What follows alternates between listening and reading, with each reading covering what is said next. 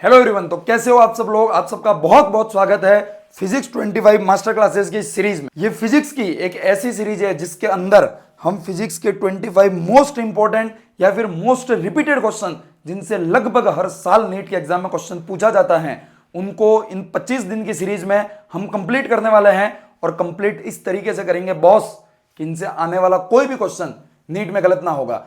पिछले 5 सालों के एनालिसिस की एक वीडियो में बना चुका हूं, मैं पेपर को डिकोड कर चुका हूं और आपको बताया है बॉस कि ये 25 ऐसे टॉपिक है जिनसे मिनिमम 25 क्वेश्चन आपको नीट में देखने को मिलेंगे ही मिलेंगे। ज्यादा भी आ सकते हैं, एक दो क्वेश्चन कम भी आ सकते हैं, बट एवरेज 25 क्वेश्चन आपको देखने को मिलेंगे नीट के एग्जाम में। और मैं चाहूंगा कि अपन इन 25 दिनों में इन 25 टॉपिक को इस तरीके से कवर करें कि 2026 में आने वाला कोई क्वेश्चन अपना गलत ना हो और इन 25 टॉपिक को कंप्लीट कर एटलीस्ट अपन अपने 100 मार्क्स नीट के एग्जाम में पक्का कर ले। तो इन 100 मार्क्स को पक्का करेंगे क्योंकि आप सब लोग बहुत लंबे समय से कमेंट कर रहे थे, मैसेज कर रहे थे कि सर कब आएगी सीरीज, कब आएगी। तो पीछे कुछ बहुत ही तूफानी तैयारियां चल रही थी, इसलिए ये सीरीज लेट हुई है। तैयारियां कुछ ऐसी थी बॉस कि 20 से 25 मिनट की तो आपको लेक्चर मिलेगा जिसके अंदर उस एक टॉपिक को बहुत अच्छे से पढ़ाया जाएगा। उसके बाद आपको उसी टॉपिक के नोट्स मिलेंगे। कहां? मेरे टेलीग्राम चैनल पर, लिंक नीचे डिस्क्रिप्शन बॉक्स में दे रखी है। उसी टॉपिक के बिल्कुल फ्री ऑफ कॉस्ट 25 से 30 क्वेश्चन मिलेंगे जो नीट में पूछे जा सकते हैं, जो हमने प्रीवियस ईयर क्वेश्चंस को देख के बनाए हैं और वो ऐसे क्वेश्चन हैं जिनके इस साल पूछे जाने के बहुत अच्छे चांस है। मैं मतलब ये मानता हूं कि अगर एक कोई टॉपिक है जो पक्का नीट में आने वाला वो आपको पता है, जैसे कि आज की वीडियो का टॉपिक है डी ब्रोगली वेवलेंथ, वो पक्का नीट में आने वाला वो आपको पता है। तो अगर आपने उस टॉपिक को अच्छे से पढ़ लिया, उसके नोट्स अच्छे से पढ़कर रिवाइज कर फॉर्मूला सारे याद कर लिए, उसके बाद अगर उसी टॉपिक के अगर आप 25-30 सवाल कर लेते हैं सभी प्रकार के, तो शायद मुझे नहीं लगता कि उस टॉपिक से आने वाला कोई क्वेश्चन आप नीट के एग्जाम में गलत करेंगे। और वही काम हमने किया है। इस वीडियो में 20-25 मिनट में मैं आपको पढ़ाऊंगा, 15 से 20 मिनट आपको इस पूरे टॉपिक को रिवाइज करने में और फॉर्मूला याद करने में लगेंगे। और फिर आधे घंटे का एक स्लॉट लगाइए और वो 25-30 क्वेश्चन जो हैं उनको बैठ के सॉल्व कर दीजिए, आपका काम खत्म। और सबसे मोस्ट इंपॉर्टेंट कि अगर मैं कोई टॉपिक पढ़ा रहा हूं तो उस टॉपिक से पिछले 5 सालों में जितने भी पीवाईक्यू पूछे गए उसको अपन इसी क्लास में सॉल्व करेंगे, ताकि आपके प्रीवियस ईयर क्वेश्चन भी सॉल्व हो गए, थ्योरी भी कंप्लीट हो गई, लेक्चर भी आपने देख लिया, नोट्स भी अच्छे से रिवाइज हो जाएंगे, प्रीवियस ईयर क्वेश्चन भी हो जाएंगे और दूसरे भी क्वेश्चन प्रैक्टिस हो जाएंगे।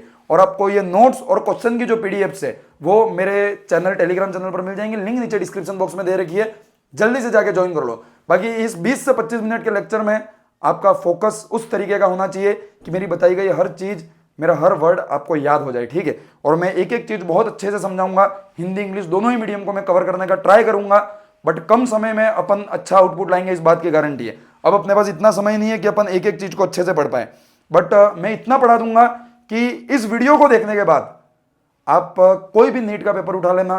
अगर आज का अपना टॉपिक डी ब्रोगली वेवलेंथ है तो आप कोई भी टॉपिक उठा लेना, डी ब्रोगली वेवलेंथ से आया हुआ कोई भी क्वेश्चन नीट का उठा लेना, मैं गारंटी दे रहा हूं आप उस क्वेश्चन को इस वीडियो के देखने के बाद बना लेंगे। उस क्वेश्चन को बनाने के लिए जिन फॉर्मूलाज का, जिन कंसेप्ट का यूज होता है वो आपको मेरे इस पीपीटी में मिलेगा, इस बात की गारंटी। 20 से 25 मिनट में पढ़ाऊंगा, बट इस बात की गारंटी कि उस 20 से 25 मिनट में उस एक टॉपिक को इतने अच्छे से पढ़ाऊंगा कि उससे, उस टॉपिक से पूछा जाने वाला कोई भी क्वेश्चन नीट में हो, पिछले कितने भी सालों में पूछा गया हो, वो क्वेश्चन आपको मेरे इस लेक्चर से बाहर नहीं मिलेगा, आपको मेरी इस पीपीटी इस नोट से बाहर कोई भी फॉर्मूला नहीं मिलेगा, ऐसा कोई क्वेश्चन नहीं होगा, ठीक है। तो हर चीज अपन कवर करेंगे। तो बिना किसी देरी के शुरू करते हैं। और आज का जो पहला टॉपिक है वो है डी ब्रोगली वेवलेंथ, और उसकी जो थ्योरी थी उसको अपन अच्छे से पढ़ेंगे। लेक्चर का पैटर्न ये रहेगा कि सबसे पहले हम समझेंगे बॉस की डी ब्रोगली वेवलेंथ क्या था, क्या थ्योरी थी, ब्रोगली साहब क्या कहना चाहते थे वो समझेंगे। उसके बाद ब्रोगली साहब ने जो कहा उससे उन्होंने क्या डिराइव किया, बॉस उन्होंने डिराइव किया था एक फॉर्मूला, उन्होंने एक थ्योरी दी थी, तो उस फॉर्मूले को पढ़ेंगे, उस कंसेप्ट को पढ़ेंगे, उनकी थ्योरी को पढ़ेंगे। उसके बाद कुछ और महान साइंटिस्ट आए, कुछ और महान टीचर आए जिन्होंने उस फॉर्मूले को यूज कर और बहुत सारे डेरिवेटिव्स फॉर्मूले बना दिए। बट मैं आपको गारंटी देता हूं आपको एक फॉर्मूला मैं याद करवाऊंगा इसी क्लास में, और उससे बनने वाले 10 फॉर्मूला आप खुद बोलेंगे, इस बात की गारंटी है।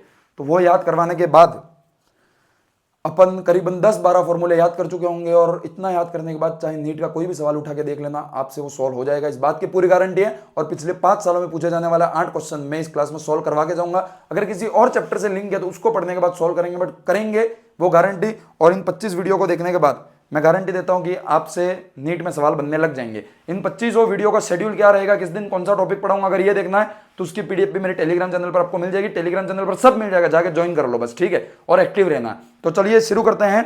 और अगर मुझे नहीं जानते तो I am Sudhanshu, currently 3rd year MBBS student. 2023 में मैंने नीट एंड जेईई मेंस दोनों ही एग्जाम को क्रैक किया था। फिजिक्स की बात करें तो नीट में 165 नंबर और जेईई मेंस में 99.6 परसेंटाइल थी बॉस हमारी। तो उसी अनुभव से, और फिजिक्स हमारी बिल्कुल पसंदीदा सब्जेक्ट थी, तो उसी पसंदीदा सब्जेक्ट का थोड़ा सा ज्ञान आपके साथ शेयर करेंगे आज की इस वीडियो में। तो बिना किसी के देरी के शुरू करते हैं वीडियो। क्या थी भाई डी ब्रोगली वेवलेंथ की थ्योरी, समझना। ब्रोगली साहब ने कहा था कि ब्रोगली साहब ने क्या कहा, ये छोड़ो। सबसे पहले ब्रोगली साहब जब आए, डी ब्रोगली, उससे पहले क्या चल रहा था? उससे पहले ये चल रहा था कि लाइट शो ड्यूअल नेचर, मतलब जो लाइट है वो ड्यूअल नेचर शो करती है। मतलब लाइट वैसे तो वेव है but also show property like particle. मतलब लाइट जो है अपना ये रोशनी आसपास जो देख रहे हैं वो दो प्रॉपर्टीज को शो करती है, वेव की भी और पार्टिकल की। ऐसा कहा जाता था पहले। मतलब लाइट एक्चुअल में है क्या, है तो साहब वेव, बट वो also show property like particle, मतलब वो पार्टिकल की तरह भी प्रॉपर्टी शो करती है। फिर आए ब्रोगली साहब। ब्रोगली साहब ने ये कहा कि बॉस अगर कोई वेव है वो अगर पार्टिकल की प्रॉपर्टी शो कर सकता है तो कोई पार्टिकल वेव की प्रॉपर्टी क्यों शो नहीं कर सकता है? तो उन्होंने बोला कि अगर वेव पार्टिकल की प्रॉपर्टी शो कर सकता है तो कोई पार्टिकल वेव की प्रॉपर्टी शो क्यों नहीं कर सकता है? तो इसी बात को लेकर वो उलझ गए और उन्होंने फाइनली ये सिद्ध करके बताया कि वेव अगर पार्टिकल की प्रॉपर्टी शो कर सकता है तो पार्टिकल भी शो कर सकता है वेव की प्रॉपर्टी। और इसी पे उन्होंने जो अपनी थ्योरी थी, हाइपोथेसिस थी, वो दी कि every moving particle is associated with wave. मतलब चाहे वो कोई भी मूविंग पार्टिकल हो, वो पार्टिकल की प्रॉपर्टी रखता हो या नहीं रखता हो, मतलब वो मूविंग पार्टिकल है तो वो वेव की प्रॉपर्टी शो करेगा ही करेगा।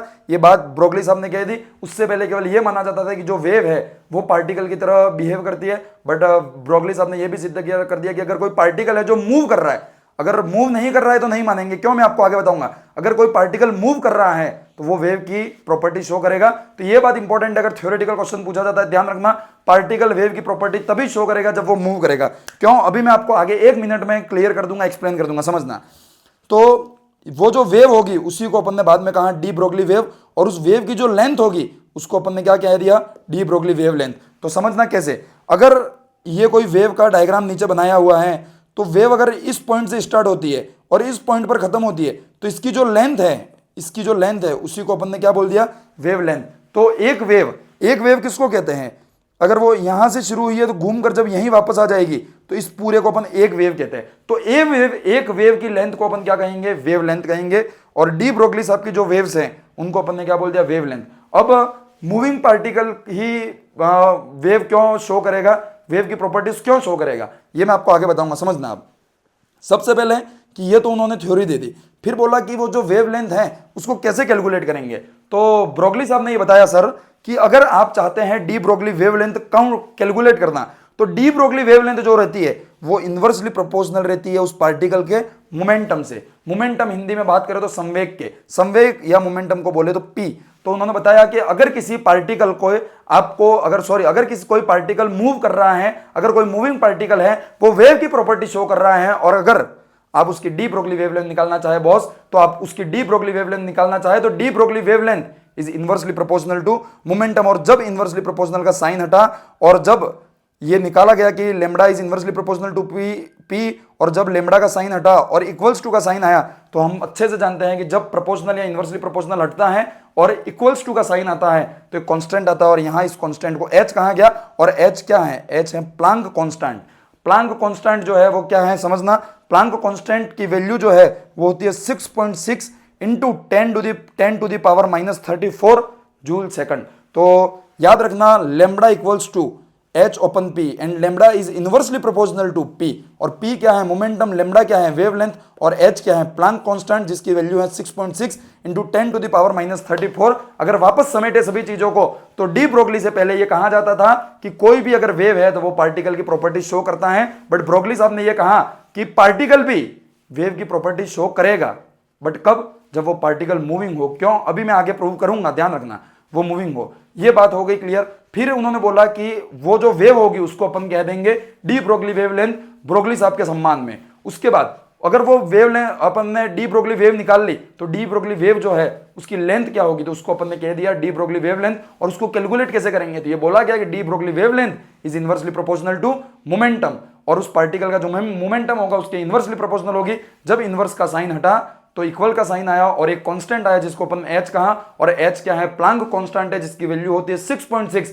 इंटू 10⁻⁻34। ठीक है, और यहां पर अब P है मोमेंटम। अब जब मोमेंटम की बात आएगी तो अपन चले जाएंगे work energy power, Newton law of motion, physics के उस एरिया में जिसको अपन मैकेनिक्स कहते हैं। तो मैकेनिक्स में P के बहुत सारे मॉडिफिकेशन है। P को आप बहुत अलग अलग तरीके से लिख सकते हो। संवेग जो है P मोमेंटम, उसको आप पहले तरीके से लिखना चाहोगे तो वो पहला तरीका है, वो पहला तरीका है, एक मिनट वेट करना, वो पहला तरीका P equals to M V. M क्या है, उस पार्टिकल का मास, और V क्या है, वेलोसिटी। अब समझिएगा बॉस, मैं क्यों कह रहा था मूविंग पार्टिकल। अगर कोई पार्टिकल मूव नहीं कर रहा है मतलब उसकी वेलोसिटी कितनी हो गई, जीरो। अगर वेलोसिटी जीरो है तो उसका मोमेंटम भी कितना हो गया, जीरो। अगर मोमेंटम जीरो है मतलब उसकी वेवलेंथ भी कितनी हो गई, जीरो। तो इसी तरीके से यह सिद्ध किया जा सकता है कि वेवलेंथ जीरो है, और इसी तरीके से यह सिद्ध किया जा सकता है, यह प्रूव किया जा सकता है कि कोई पार्टिकल अगर रुका हुआ है, अगर उसकी वेलोसिटी जीरो है तो उसका मोमेंटम भी जीरो होगा और उसका वेवलेंथ भी जीरो होगी। मतलब वो वेव प्रोड्यूस ही नहीं कर रहा है, वो डी ब्रोगली वेवलेंथ की थ्योरी शो ही नहीं कर रहा है। डी ब्रोगली वेवलेंथ की थ्योरी केवल मूविंग पार्टिकल करते हैं जिनकी कोई ना कोई वेलोसिटी हो, ताकि उनका कोई ना कोई मोमेंटम हो, ताकि उनकी कोई ना कोई वेवलेंथ हो। ठीक है, तो इस टाइप से अपन प्रूव करते हैं। और अब इसके जो मॉडिफिकेशन हैं वो अपन देखते हैं। तो पहला तो अपन जानते हैं lambda equals to H open P. दूसरा हो गया लेमडा इक्वल्स टू पी की जगह रख दिया अपन ने एम वी, तो दूसरा हो गया एच ओपन एम वी। ठीक है, तीसरा देखना, तीसरा क्या है, एक बार मैं इसको थोड़ा सा हटा लूं यहां से ताकि अपन और अच्छे से इस चीज को समझ पाए। तीसरा है boss lambda equals to H open root two M K. Root two M K कहां से आया, तो अपन अच्छे से जानते हैं जब अपन काइनेटिक्स में मैकेनिक्स पढ़ते हैं तो मैकेनिक्स में P इक्वल्स टू एम भी तो लिखते ही है, साथ में एक और चीज लिखते हैं P equals to root two M K. ये मैकेनिक्स में इसका पूरा डेरिवेशन है, वो अपन समझेंगे। बट अभी जैसे अपन एम वी याद रखा है वैसे इसको भी याद रखना है। और इससे अपना तीसरा फॉर्मूला आता है lambda equals to H open root two M K. ये तीन फॉर्मूले बहुत इंपॉर्टेंट है। चौथा फॉर्मूला अपन निकालें मूविंग गैस पार्टिकल के लिए। ये तो अपन ने नॉर्मल पार्टिकल की बात कर ली, अगर मूविंग गैस पार्टिकल की बात करें तो क्या होगा,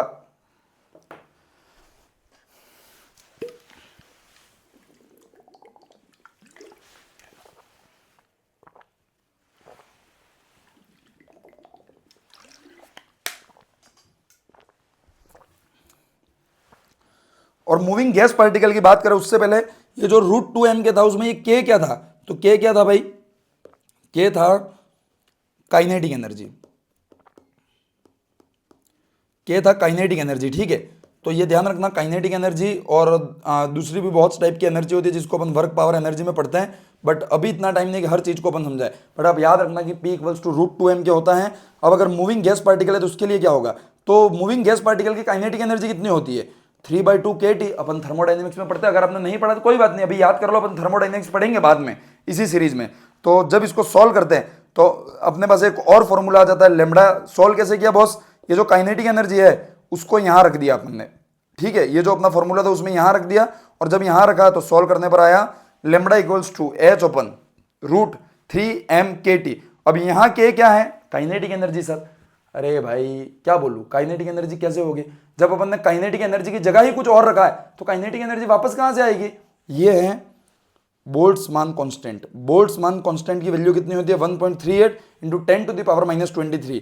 नॉट इंपॉर्टेंट, ये गैस के पार्टिकल वाला पूरा कोई इंपॉर्टेंट नहीं है, इसके ऊपर न्यूमेरिकल बहुत कम चांस है कि पूछा जाएगा। बट कभी सीधा क्वेश्चन पूछा जा सकता है यार कि lambda equals to H open root 3m K, आपको ऑप्शन में दिखेगा और पूछ लेगा कि किसी मूविंग पार्टिकल के गैस के लिए कितनी होगी।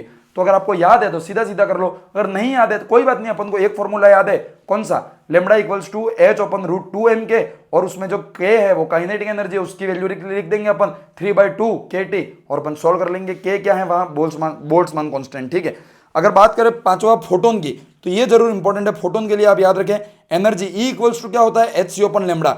ये अपन पढ़ेंगे फोटो इलेक्ट्रिक इफेक्ट में। ठीक है, ये जो अपन नेक्स्ट 2-3 लेक्चर में कभी कवर करेंगे।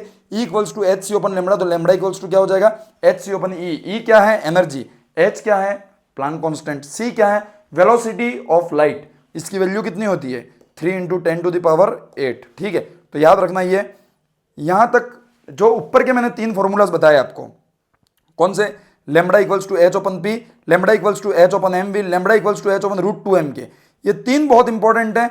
और उसके बाद ये वाला जो पेज है पूरा, इसमें जो 5 फॉर्मूला लिखे वो बहुत इंपॉर्टेंट है। बीच वाला अगर आपको नहीं भी याद रहता है तो कोई बात नहीं, बट ये तो आपको याद रखना ही रखना है। और इसमें क्या है समझना, इसमें है सबसे पहले मैं आपको बताऊं कि ये फॉर्मूलाज आए कहां से।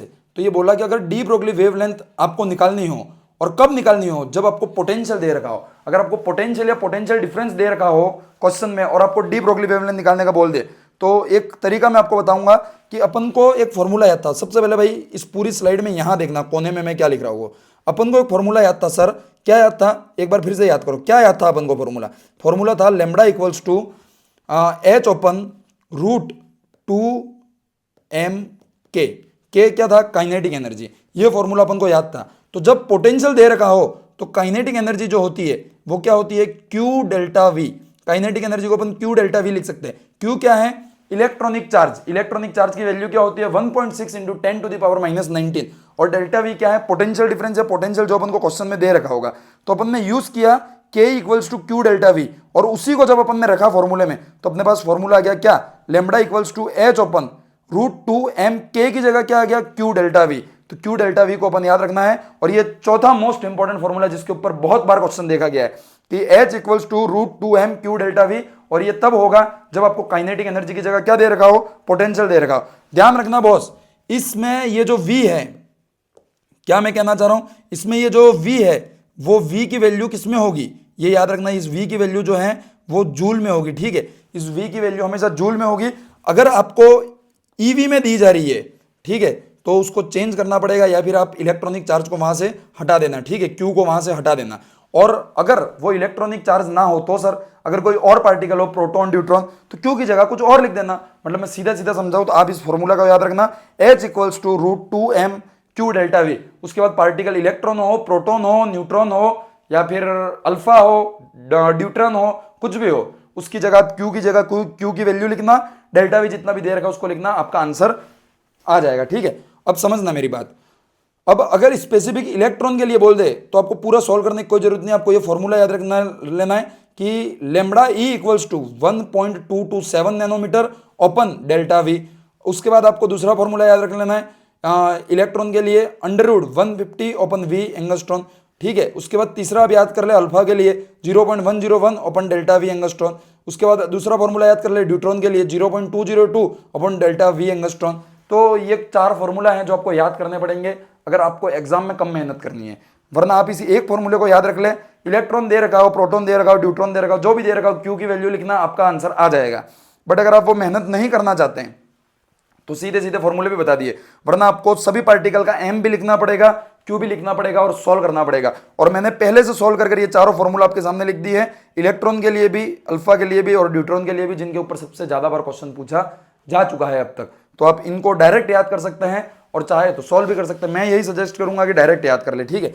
तो इस तरीके से अपन ने थ्योरी जो थी पूरी डी ब्रोगली वेवलेंथ की उसको अच्छे से पढ़ लिया है, और आई एम 100% श्योर कि आपको चीजें समझ में आ गई होंगी।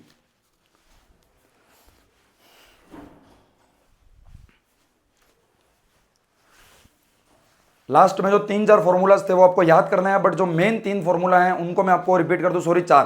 पहला lambda equals to H open P, दूसरा मेरे साथ बोलना lambda equals to H open M v, तीसरा lambda equals to H open root 2 M k, चौथा lambda equals to H open root 2 M Q delta v. ये 4 formula अगर आपको याद है तो सब हो जाएगा। अगर नेक्स्ट में बात करूं इलेक्ट्रॉन के लिए, तो इलेक्ट्रॉन के लिए सर क्या हो जाएगा, देखिए आप, लेमडा ई इक्वल्स टू, मतलब इलेक्ट्रॉन के लिए equals to 1.227 nanometre open under root delta V, या फिर lambda equals to under root 150 open delta V angstrom में, वो नैनोमीटर में था, ये एंगस्ट्रॉन में, ठीक है। उसके बाद मैं बात करूं किसके लिए, अल्फा के लिए, तो 0.101 angstrom open delta V root में, ठीक है। और अगर मैं बात करूं ड्यूट्रॉन के लिए तो 202 ओपन डेल्टा वी रूट में एंगस्ट्रॉन में। तो इस तरीके से आपको ये फॉर्मूलाज याद रखने हैं।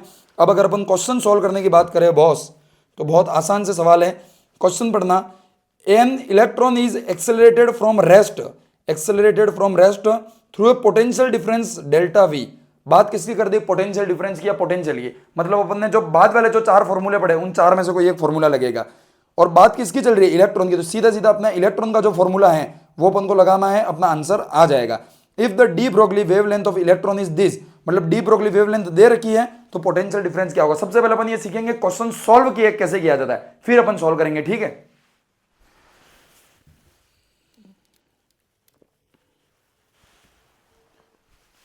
तो समझना, सबसे पहले अगर आपको किसी भी क्वेश्चन को सॉल्व करना है तो सबसे पहले आपको यह देखना होगा कि क्वेश्चन में दिया क्या क्या है, और फिर आपको यह सोचना है कि इससे कौन सा फॉर्मूला लगाएं अपन, और फिर फॉर्मूला लगाकर सॉल्व करना है। तो देखना भाई, इसमें बोल रखा है electron is accelerated from rest through a potential difference v if the de Broglie wavelength of electron is this the potential difference is. तो सबसे पहले आपको यह समझ आना चाहिए कि कौन से चैप्टर का क्वेश्चन है। तो यहां पर सीधा सीधा लिखा है डी ब्रोगली वेवलेंथ का जिक्र किया, मतलब डी ब्रोगली वेवलेंथ का कोई ना कोई फॉर्मूला लगेगा।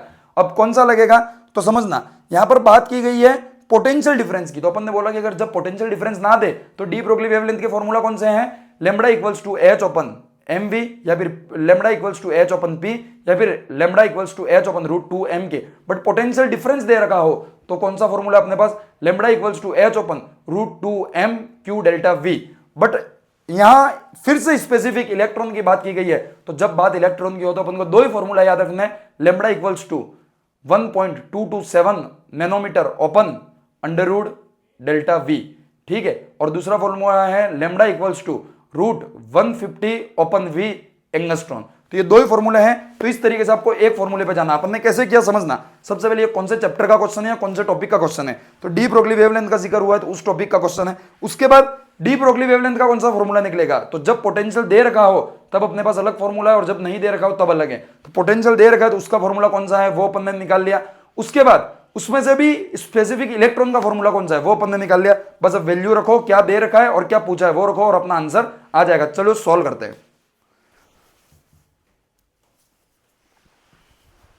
तो सबसे पहले समझ में आए, इसमें दे क्या रखा है, वेव लेंथ दे रखी है lambda equals to 1.227 into 10 to the power -2। अपने को क्या दे रखा है, वेव लेंथ जो है वो अपन को दे रखी है। अब अपना फॉर्मूला क्या है, lambda equals to 1.227 open root delta V nanometre.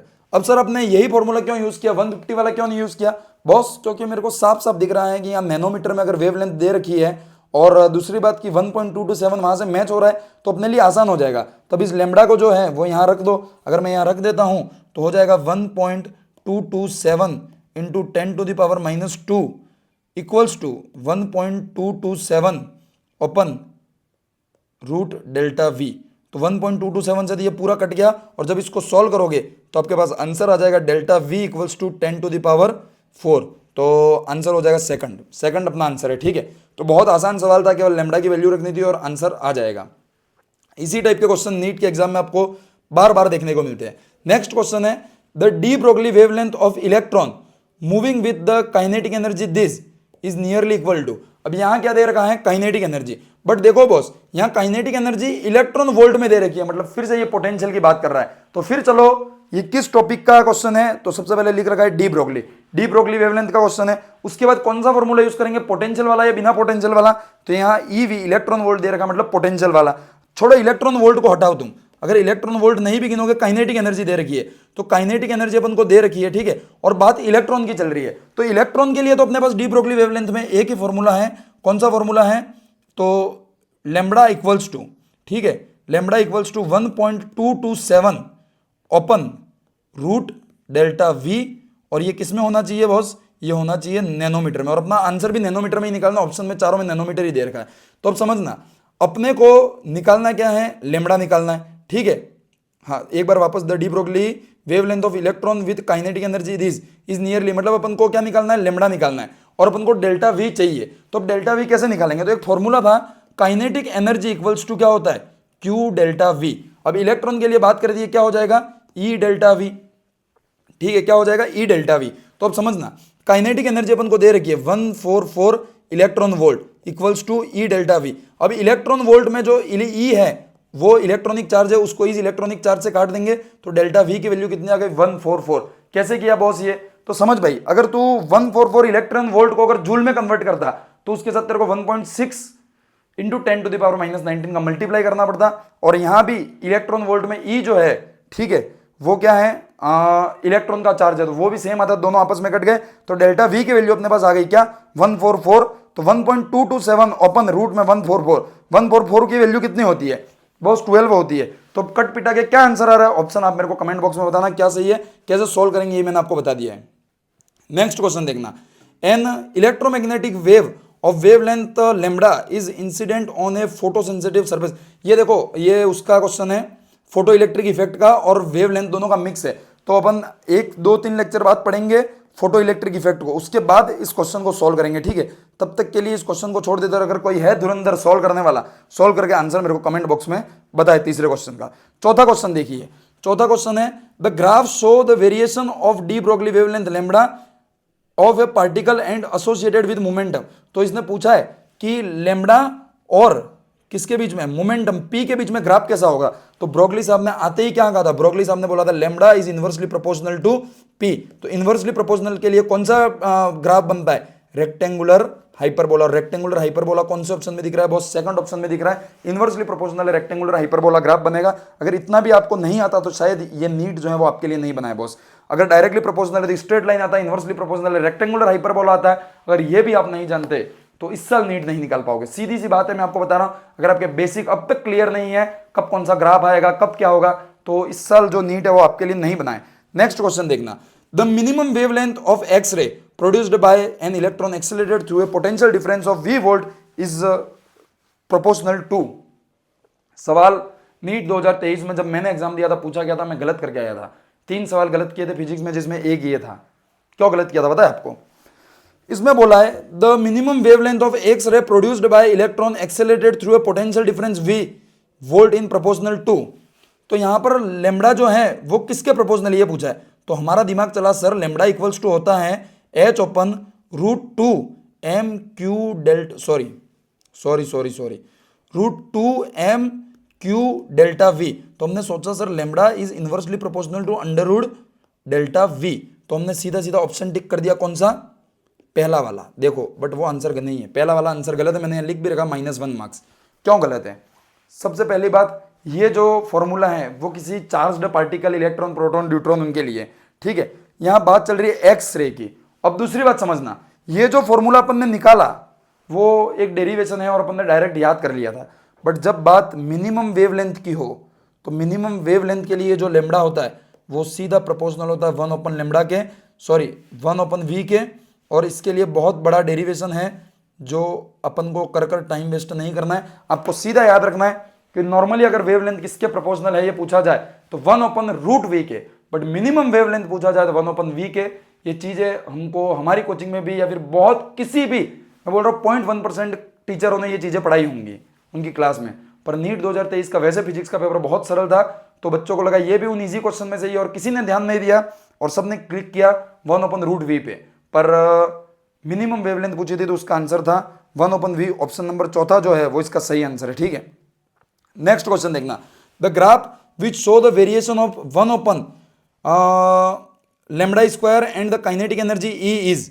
तो आपको ग्राफ बताना है किसके बीच, 1 ओपन लैम्बडा स्क्वायर और ई, ये तो आपका होमवर्क है। ई क्या है, यहाँ पर काइनेटिक एनर्जी है, और 1 ओपन लैम्बडा स्क्वायर, दोनों के बीच में आपको ग्राफ बताना है। फॉर्मूला कौन सा लगेगा वो मैं आपको बताता हूं, फॉर्मूला लगेगा lambda equals to h open root 2 m के की जगह पे ए लिख देना, क्योंकि यहाँ काइनेटिक एनर्जी को ई बता रखा है।